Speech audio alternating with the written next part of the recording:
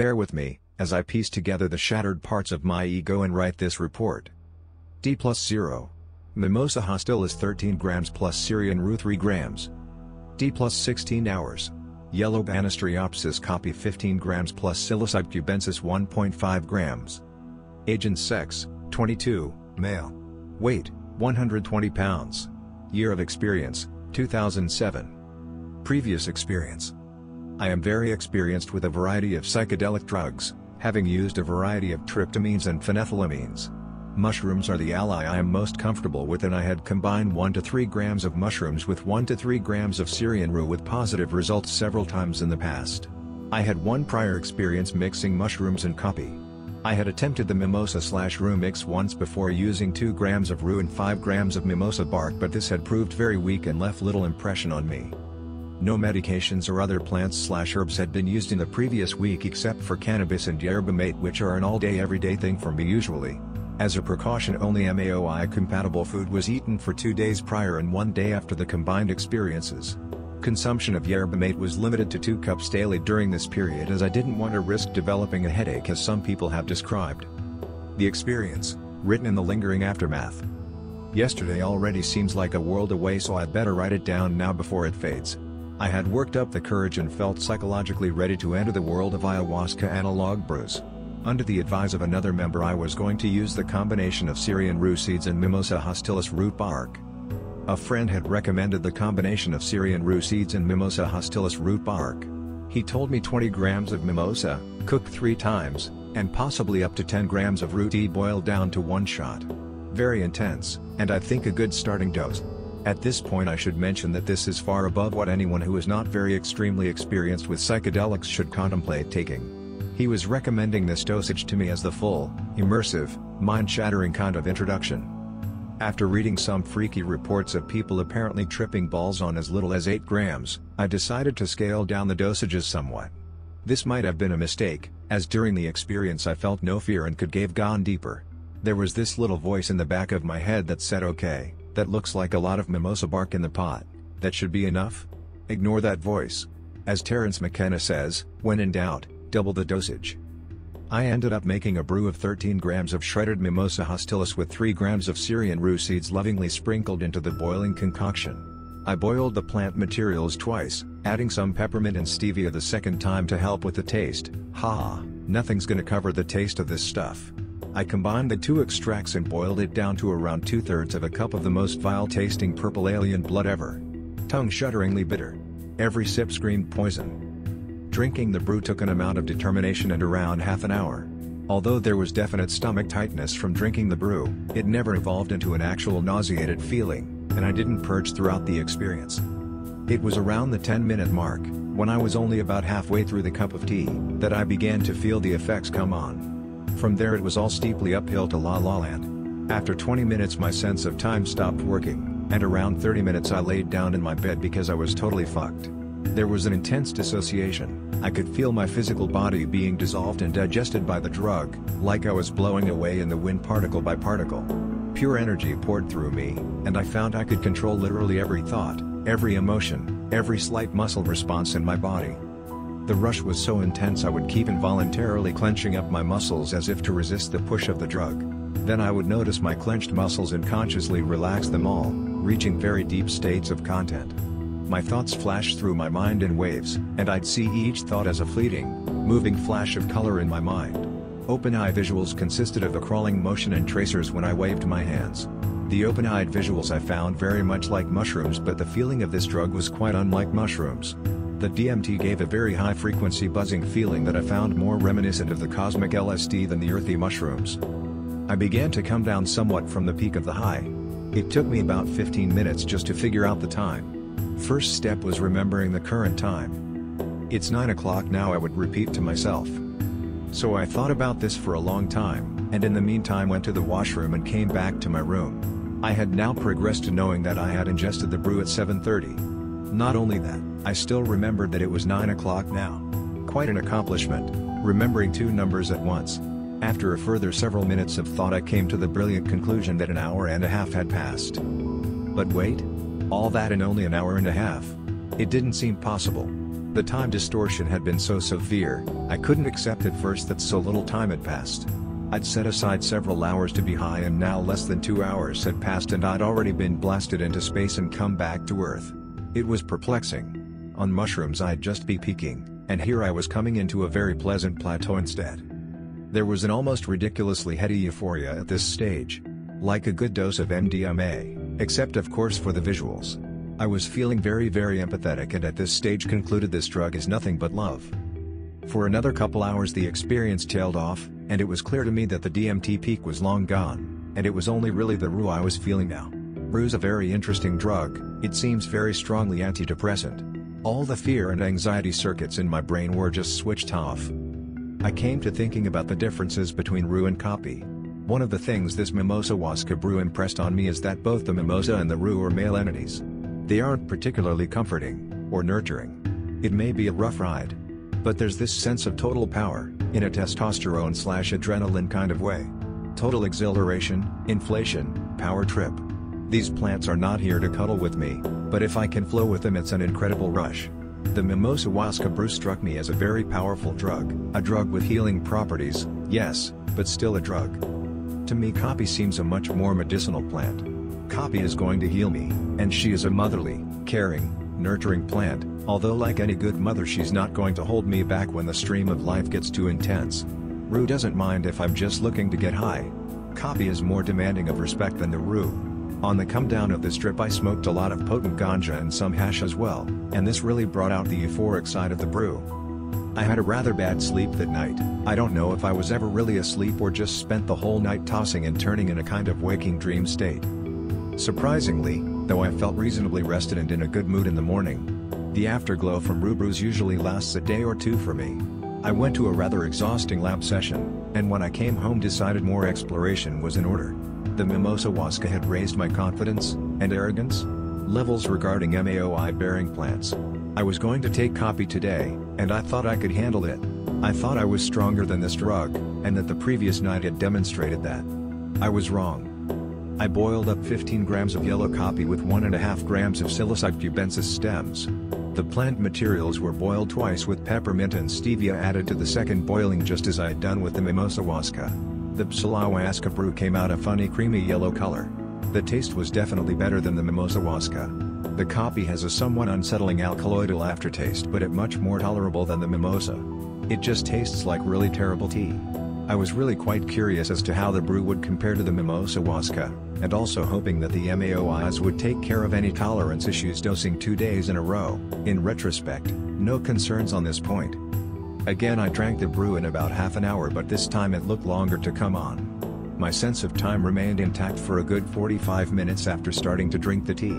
This was around 12:30 and I knew I had to go back to the university around 3:30 to mark some final lab data. We were running TLC plates and my group was relying on me to come in that afternoon when they had finished running and mark the positions on the TLC paper before the signals faded. Somehow I thought I had enough time to trip balls and still come down and go do this lab stuff. Doing too many psychedelics can mess up your sense of time. Maybe it was because I had tripped and come back in 2 hours the day before, but somehow I was expecting to be relatively back to reality within 3 hours. Silly rabbit. Around 1:30 I looked at the clock and thought okay, I'm totally tripping right now but that's okay, it's still 2 hours before I have to go. But instead of slacking off, this trip kept getting deeper and deeper. I was getting into some really deep trains of thought, rather depressing ones actually. Closed-eye visuals of plane dogfights from World War II and elite SS soldiers marching in lines. I felt all my social obligations and expectations to be shackles on me, and wondered why I forced myself to be miserable so much of the time just to please other people. Suddenly it's 3:30 and I'm tripping harder than ever. What am I going to do? The caapi vine was making it very clear to me that the healing isn't over yet. All I wanted to do is lay there and try to keep sane as I watched the ceiling writhe and twist. But no, I had to start screwing myself up to going out into the world and dealing with shit. I began to get quite anxious. After a while I noticed a thick foamy spittle in my mouth, which about 3 seconds later became an intense need to vomit. Not that there was really anything in my stomach, but I did manage to throw up / spit up / blow out my nose vast amounts of foamy mucus. Yes, isn't that pleasant? Alright, fine, so I'm getting rid of all the accumulated poisons in my body. Well and good. But I'm supposed to be finishing my lab right now. Panic. A second wave of purging comes over me. After it passes, I see this little dead ladybug that's been on my bathroom floor for a couple days. But wait. It's moving, wriggling its legs around. I'm so messed up that for a while I actually entertained the notion that I somehow brought this ladybug back to life. So I'm thinking about this ladybug, helpless on its back. Should I flip it over? Should I give it another chance at life? I look closer. It's not alive at all. Rather, there's another bug chewing its heart out. The wriggling legs I saw were the legs of a different bug entirely. This freaked me out and disgusted me a lot, but was a very good metaphor for how I was feeling at that exact moment in time. Like the world was a filthy insect chewing away at my vital organs. So I finally get myself together and leave the house. Another 45 minutes have passed, what with the puking my guts out and all. Before leaving, I look in the mirror and see my massive pupils in flesh white and pasty, drained of blood. Great. Everything should go smoothly, as long as no one looks at my saucer-sized pupils. I still can't believe I'm about to go into university while plus tripping and just having purged on ayahuasca. I must be crazy. On the walk over, I'm still screwing myself up to what I have to do. It becomes a game almost. There was an undeniable thrill at the thought of trying to navigate a normal everyday learning situation whilst having one of the most intense trips I'd had in a long time. I mean, I've done lots of things whilst high on psychedelics. Just never biochemistry lab stuff. There's no reason I shouldn't be able to do it. I just can't fuck up. It'll be really bad if I fuck up. I imagine suddenly puking a bunch of psilocybin all over my TLC plate. Yes, that would be hard to explain to my lab partners, wouldn't it? I have to cross this overpass with a train station just before I get to the university, and I'm surprised to see one of my lab partners walking across the overpass at exactly the same time as me, but in the opposite direction. She waves me over and says, "You aren't going to check the lab data now, are you?" "Alright, just play it cool," I say to myself. No one else knows what's going on inside your head. "Yes, I'm going there now," I reply to her.